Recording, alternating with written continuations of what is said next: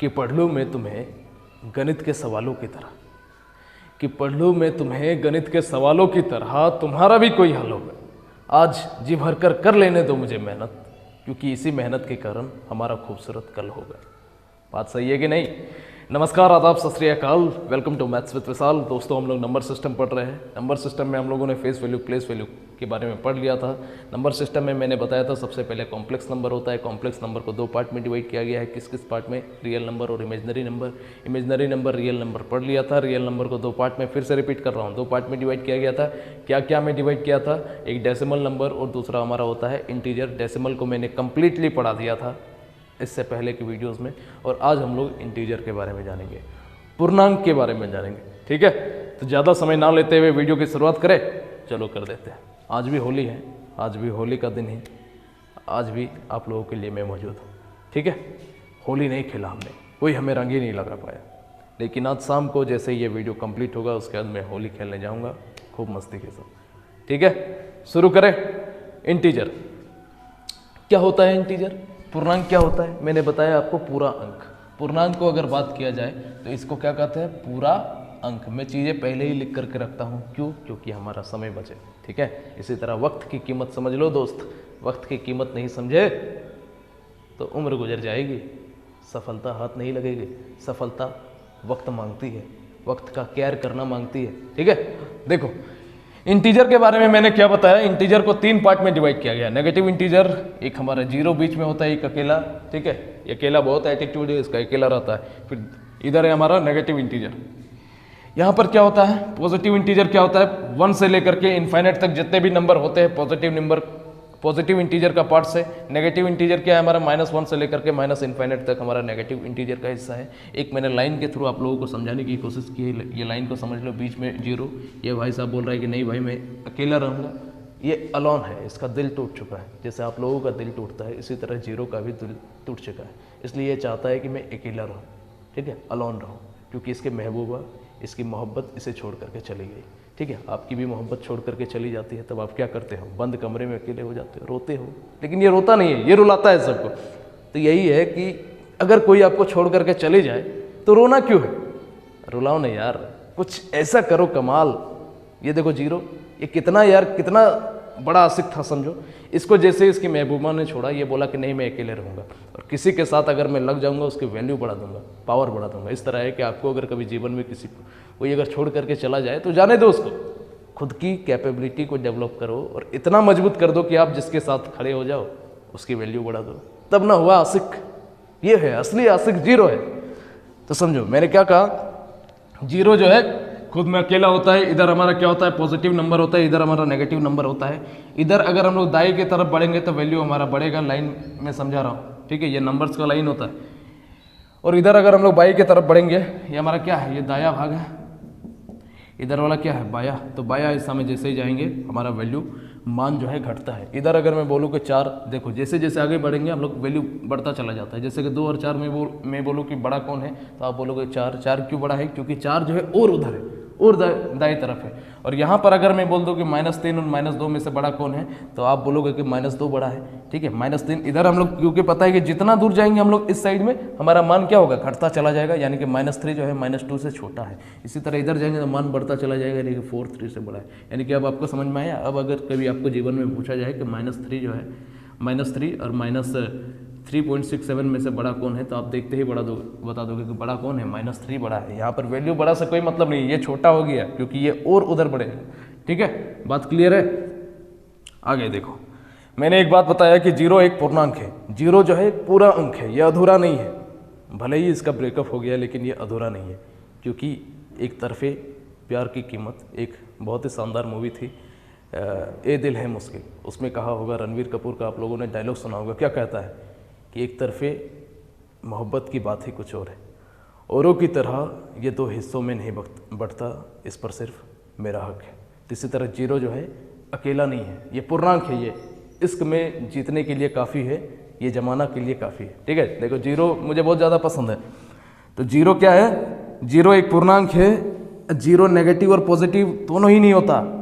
ठीक है, अब भाई साहब की बेगम साहिबा तो छोड़ करके चली गई है इनको, इसलिए इनका दिमाग में कभी नेगेटिव पॉजिटिव बातें आती ही नहीं है, सकारात्मक ये अपना न्यूट्रल है, बिंदास एकदम। तो उसी तरह है कि छोड़ कर कोई जाए तो नेगेटिव नहीं होना है, पॉजिटिव भी नहीं होना है, बिंदास रहना है, कूल रहना है। ठीक है, ठीक है, चलो। जीरो क्या है हमारा, नेगेटिव भी नहीं है और पॉजिटिव भी नहीं है। फिर आगे देखो, नेगेटिव इंटीजर 1 2 3 4 से लेकर के इनफाइनाइट तक ये सब हमारा क्या होता है, नेचुरल नंबर होता है। ठीक है, अब हम लोग समझने की कोशिश करेंगे किस तरह से इंटीजर से हमारा नेचुरल नंबर निकलता है। मैंने बताया इंटीजर का सबसे पहले पॉजिटिव इंटीजर को हम लोग समझने की कोशिश करेंगे, उसके बाद फिर हम लोग नेगेटिव इंटीजर की तरफ में भी आगे बढ़ेंगे। तो पॉजिटिव इंटीजर से ही हमारा नेचुरल नंबर निकलता है। मैंने बताया, यहाँ पे लिख भी दिया है कि पॉजिटिव इंटीजर क्या होता है, 1 से लेकर के इनफाइनाइट तक नेचुरल नंबर होता है। तो नेचुरल नंबर हम लोग किसे कहते हैं, जिसको हम लोग गिन सकते हैं, जिसको हम लोग काउंट कर सकते हैं, उसे नेचुरल नंबर कहते हैं।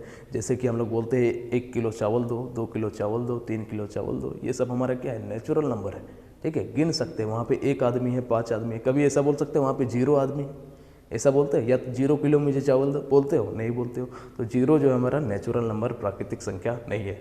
समझ गए गुरु, समझ रहे हो, समझ रहे हो।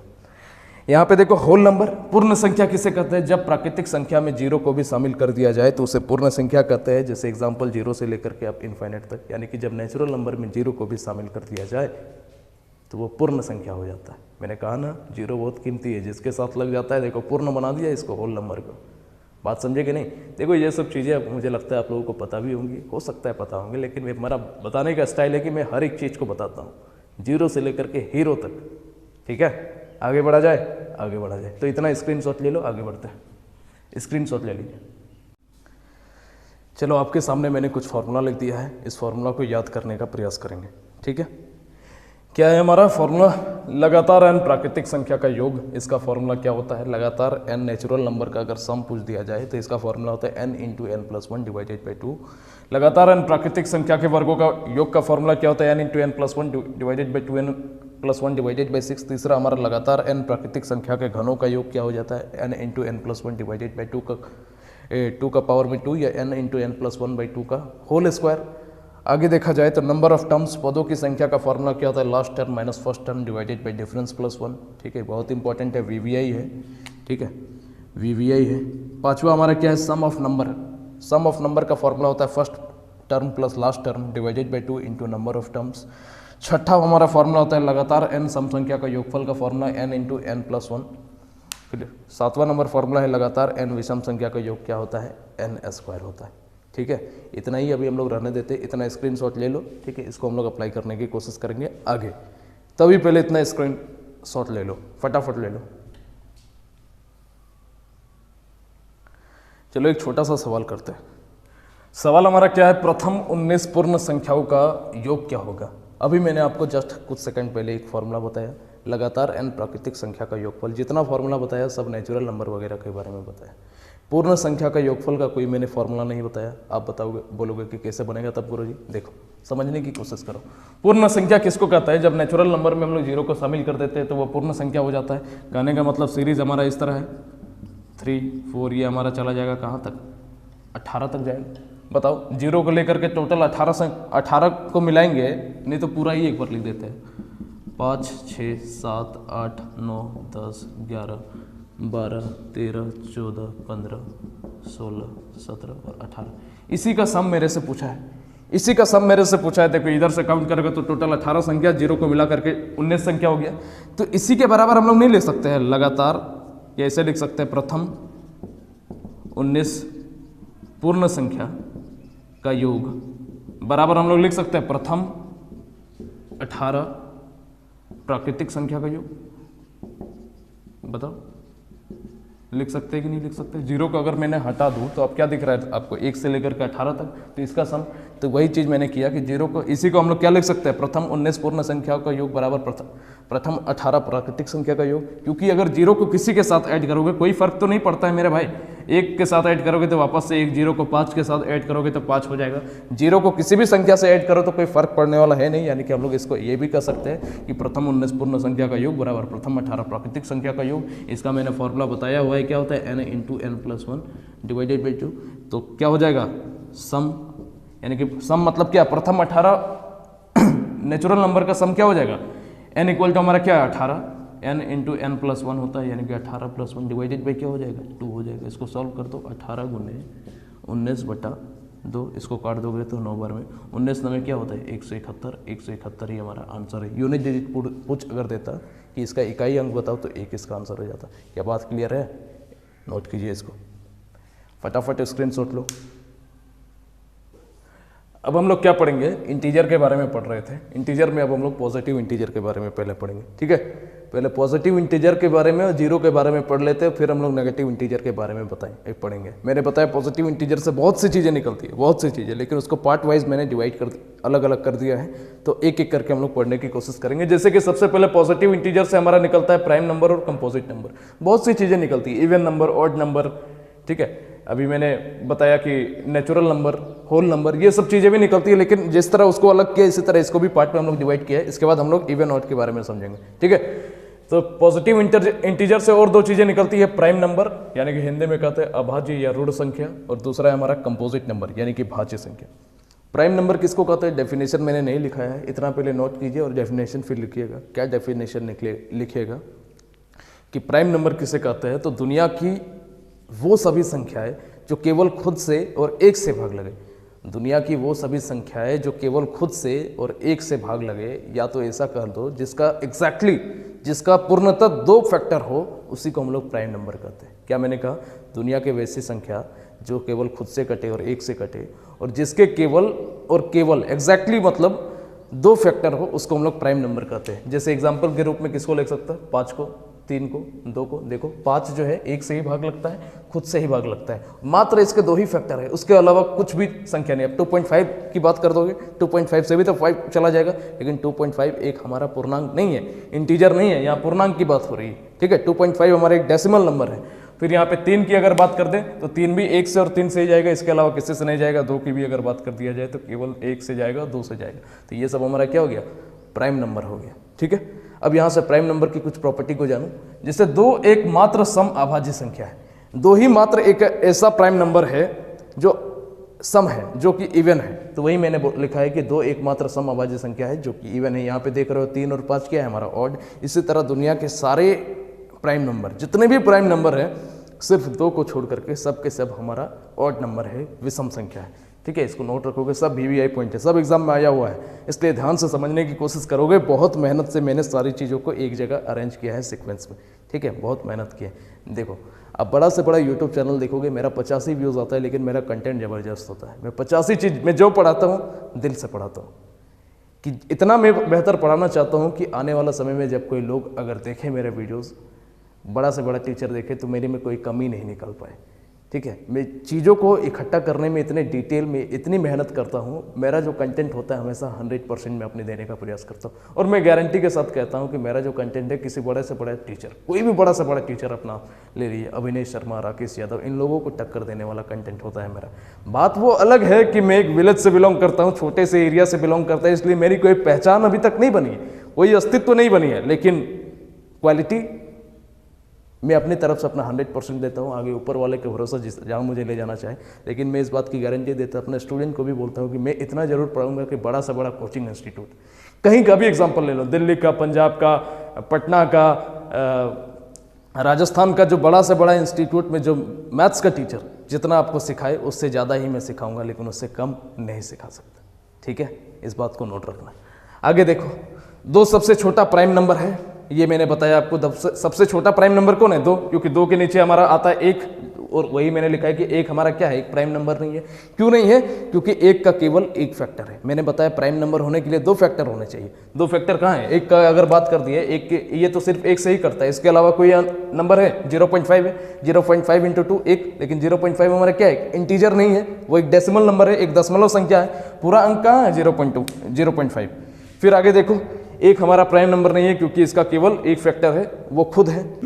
फिर आगे समझने की कोशिश करो, 1 से लेकर के 50 तक मैंने बताया कि कितने नंबर होते हैं, टोटल 15 प्राइम नंबर होते हैं। 50 से लेकर के 100 तक कुल 10 प्राइम नंबर होते हैं। इसी तरह अगर बात किया जाए तो 1 से लेकर के 100 तक कितने प्राइम नंबर हो जाएंगे, आप बोलोगे कि 15 + 10 यानी 25, तो वही मैंने लिखा है, 1 से लेकर के 100 तक कुल 10 प्राइम नंबर होते हैं, ठीक है। और फिर लास्ट में मैंने लिखा है, बहुत ही इंपॉर्टेंट पॉइंट, पता नहीं दिख रहा है कि नहीं, तो आप सुन के लिख लेना कि 2 के गैप पर मात्र एक प्राइम नंबर का सेट, दुनिया का एकमात्र प्राइम नंबर का सेट जो 2 के गैप पर है, वो है 3, 5 और 7। देखो 3 और 5 में 2 कर गया, 5 और 7 में कितने कर गया, 2 कर गया। तो दुनिया का एकमात्र प्राइम नंबर का सेट जो 2 2 के गैप पर है वो है 3, 5 और 7। क्लियर है? ठीक है। अभी देखो कंपोजिट नंबर के बारे में। कंपोजिट नंबर किसे कहते हैं? तो वो संख्या जिसके 2 से ज्यादा फैक्टर है। वो संख्या जो 2 से अधिक संख्याओं से करती है या 2 से अधिक अगर उसका फैक्टर है तो उसे कंपोजिट नंबर कहते हैं। जैसे अगर एग्जांपल के रूप में देखा जाए क्या हो जाएगा 6 करे तो ये किससे करता है? 1 से करता है, 2 से करता है, 3 से करता है, तो 6 से करता है। देखो 2 से ज्यादा फैक्टर हुए कि नहीं इसमें? हो गए। तो ये हमारे क्या हो गए? Composite number. फिर मैंने एक पॉइंट लिखा है, एक ना ही अभाज्य संख्या है और ना ही भाज्य संख्या है। ठीक है, एक ना ही वो प्राइम नंबर है और ना ही एक कंपोजिट नंबर है। फिर एक आता है 2 की अगर बात कर लिया जाए तो इसको क्या कहते हैं? कंपोजिट नंबर कहेंगे क्या? 2 आप कहोगे 2 से कट जाता है, कंपोजिट नंबर कहेंगे। कंपोजिट नंबर की शुरुआत 4 से होती है, 4, 5, 6 इस तरह करके हमारे 5 नहीं होगा, 4 होगा, 6 होगा, इस तरह बढ़ता चला जाएगा। ठीक है, तो 4, 6 ये सब क्या होगा? Composite number. 2 नहीं है, 3 नहीं है, 1 भी नहीं है, तो कंपोजिट नंबर की शुरुआत 4 से होती है। ठीक है, जिसके एग्जैक्टली 2 फैक्टर ना हो अथवा 2 से ज्यादा फैक्टर हो उसको हम लोग कहेंगे कंपोजिट नंबर। इतना नोट कर लिया होगा, नहीं नोट किया तो स्क्रीनशॉट ले लो, फिर आगे की चीजों को समझते हैं। चलो आगे की चीजों को समझते हैं। पॉजिटिव इंटीजर से 2 और चीजें निकलती है, को प्राइम नंबर और रिलेटिवली प्राइम नंबर, उसको जानने की कोशिश करते हैं। उस साइड चले जाते हैं। जैसे को प्राइम नंबर हिंदी में से कहते हैं सहभाज्य संख्या, किसे कहते हैं? तो 2 प्राइम नंबर का सेट जिसका HCF 1 हो उसे को प्राइम नंबर कहते हैं।